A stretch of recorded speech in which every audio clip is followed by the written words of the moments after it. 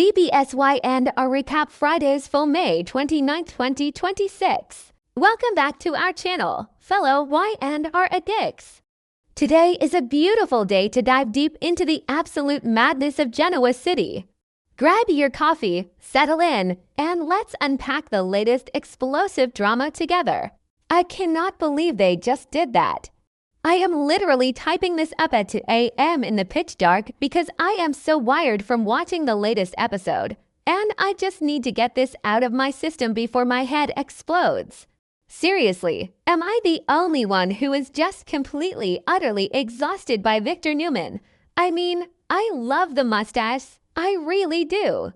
I've been watching this show religiously for years, since way back when the Newman family actually felt like a complicated, loving family and not just a giant, twisted chessboard for Victor's massive, fragile ego. But this episode right here, this was the absolute last straw for me. I am so frustrated I could scream at the top of my lungs. Okay, wait, I'm getting ahead of myself and my hands are shaking on the keyboard. Let's talk about the actual scene in Phyllis Summers' office. Nick Newman, the golden boy, the man who has been spiraling so far out of control with this terrifying, heart-stopping fentanyl and cocaine addiction, just collapsed. Right there on the hardwood floor, unconscious, out cold. And the sheer, unadulterated panic that erupted in that room was honestly some of the best, most visceral acting I've seen on this show in a really long time.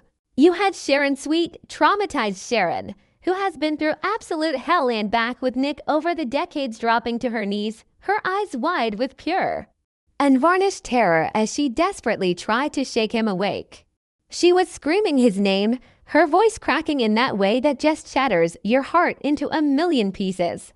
You had Noah, poor Noah, who has already been through so much garbage and psychological warfare with Matt Clark, completely losing his mind, pacing and hyperventilating. And then you have Victor, the great, untouchable Victor Newman, standing there in his expensive custom suit, barking orders to call an ambulance like he's directing a hostile corporate takeover instead of watching his own flesh and blood literally die in front of his eyes. But here is the thing that completely broke my brain and had me jumping off my couch.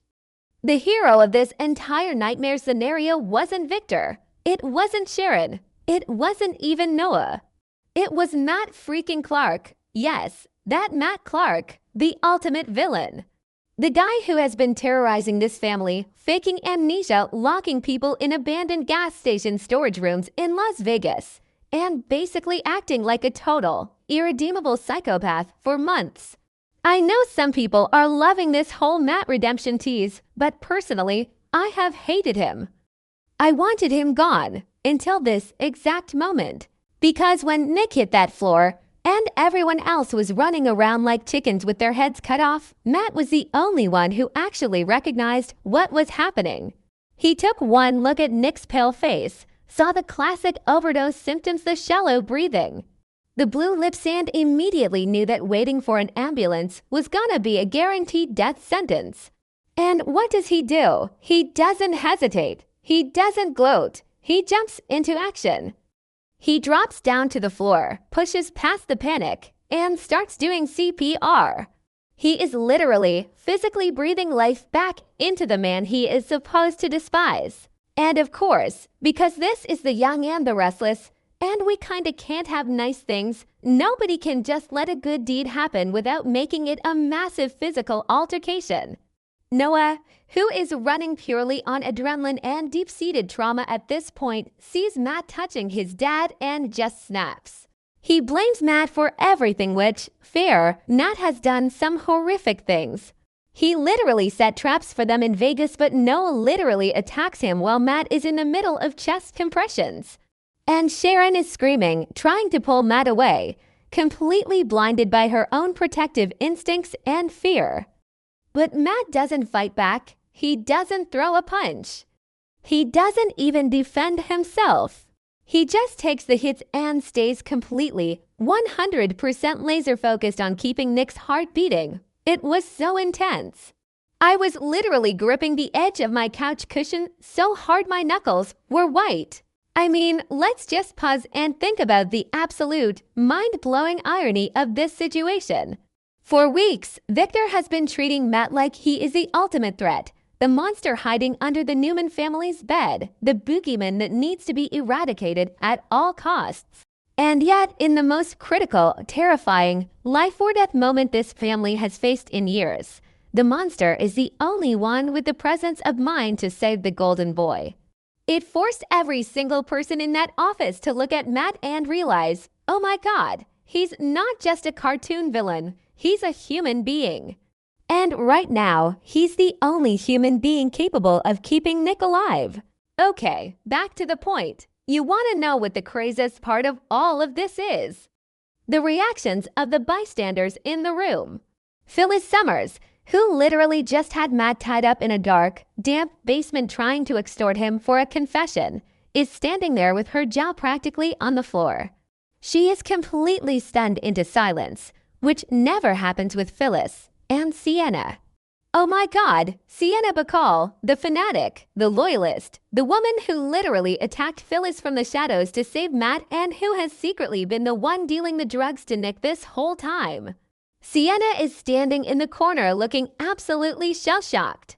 She is watching the man she worships, the man she thought wanted Nick utterly destroyed, frantically performing CPR to save Nick's life. You could practically see the gears breaking in her head. It was a masterpiece of a scene, just layers upon layers of psychological drama. But then, we have to talk about the aftermath. Because this is where I just lost my absolute mind and started yelling at my TV. Nick finally stabilizes. He gasps for air. He starts breathing again. The immediate, terrifying crisis is over. And for one tiny, microscopic second, Victor Newman actually looks at Matt Clark and acknowledges what just happened. He gives him this look, this brief, heavy nod of recognition that says, "You saved my son," and I thought, wow. Is this it? Is this the moment Victor finally puts his massive ego aside?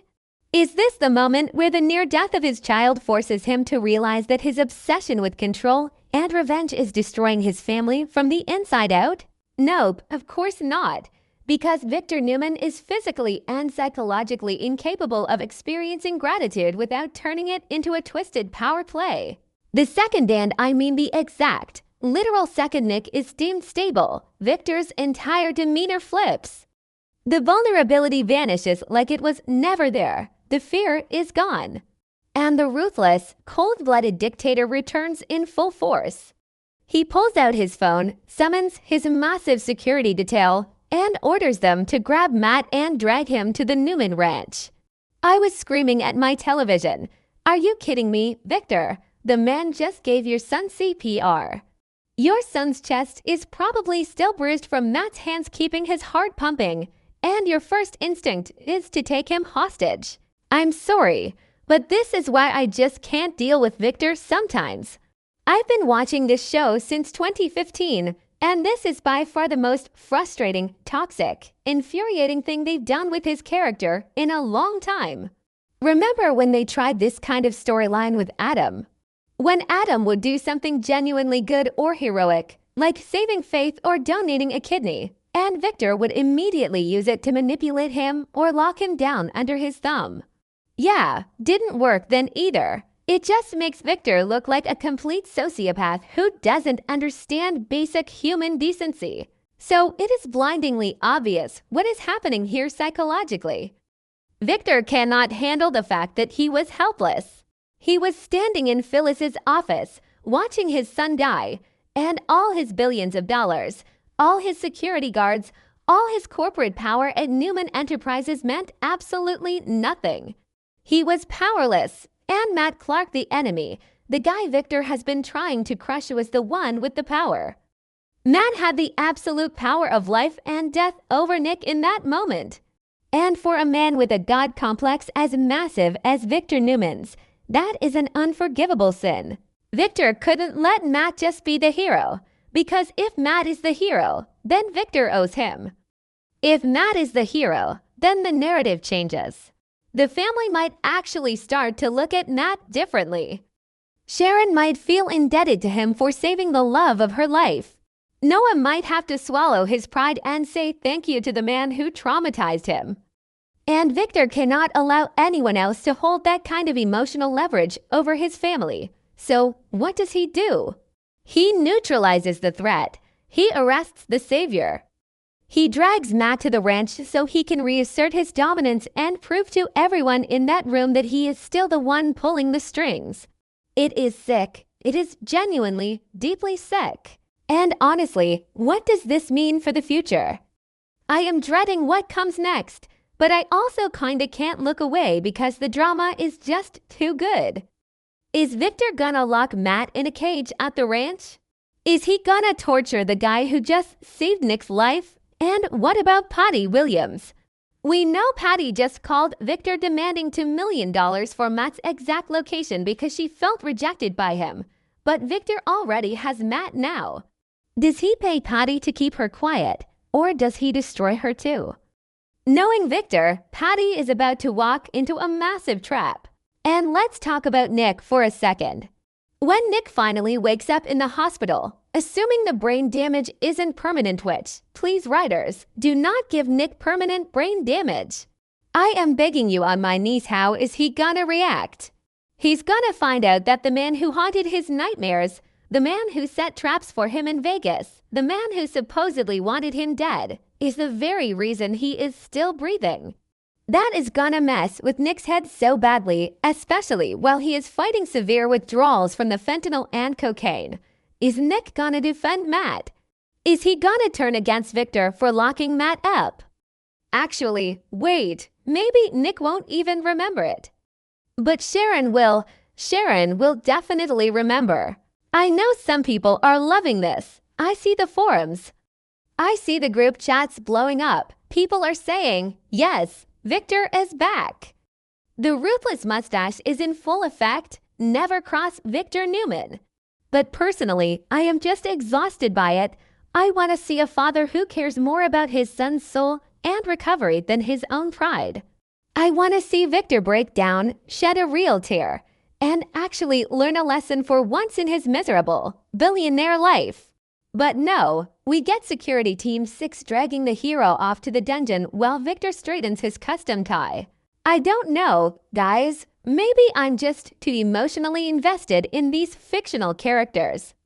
Maybe I need to take a step back, drink some water, and remember it's just a soap opera. But when the writing is this good, when the acting is this intense, you kinda can't help but get completely sucked in and feel every single emotion. I just hope Matt survives whatever Victor has planned for him at the ranch, because right now, Matt is the only one acting like a decent human being. And that is a sentence I never thought I would type in a million years. Can we also just take a brief moment to appreciate the sheer chaos of everyone else's storylines right now while all this is happening? Like, Jack Abbott is out here recklessly manipulating Patty Williams. Diane is threatening divorce. Sally Spectre is going through absolute hell with her miscarriage after crashing her car in the rain. And Devin and Mariah are having deep emotional conversations about forgiveness. Genoa City is literally bursting at the seams with drama right now, but this Victor and Matt situation, this takes the cake. It is the absolute peak of soap opera toxicity, and I am here for it, even though it makes me want to pull my hair out. Okay, I really need to go to sleep before I start throwing things at my wall or writing a strongly worded letter to the CBS executives. Let me know what you guys think in the comments, because I am losing my mind over here and I need to know I am not the only one seeing how messed up Victor's actions are. Until next time, stay restless.